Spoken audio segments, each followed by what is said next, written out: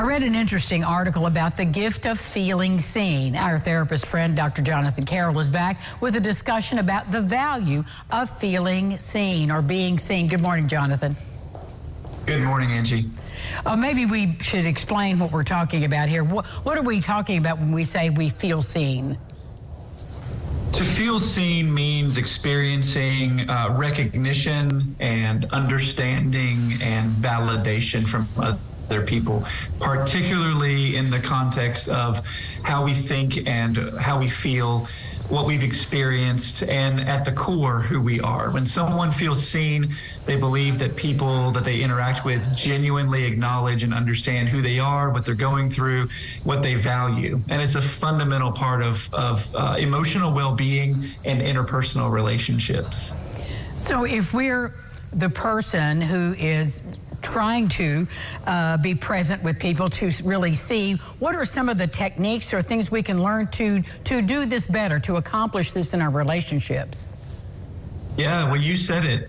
Being present is the first step. You know, when you spend time with someone, be fully present in the moment. Put away the distractions. Focus on the person you're with. It sends a powerful message about the fact that you value who they are and being with them.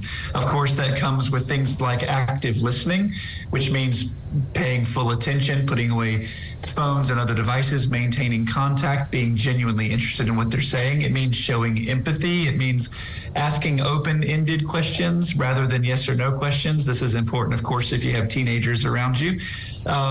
Try not to interrupt. Watch and be aware of your own nonverbal communications. Pay attention to your own body language and your nonverbal cues.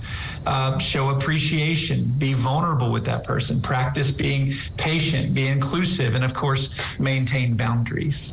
Well, I guess on the opposite side of that spectrum would be making people feel invisible, which it seems to be a real issue for all of us. So, you know, how do we know we are making someone feel invisible?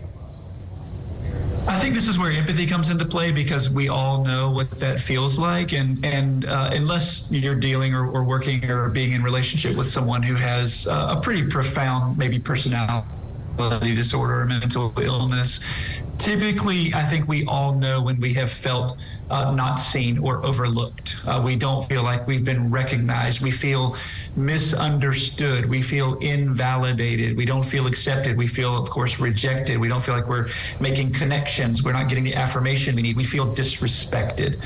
And so I think because we know what that feels like, of course, do unto others, we want to make sure that we are not doing those things to others. And so it's important, I think, to use your words again, to be present, to really pay attention, to be involved, get involved, stay engaged, and do what it takes to be in positive, loving, and virtuous relationship with others.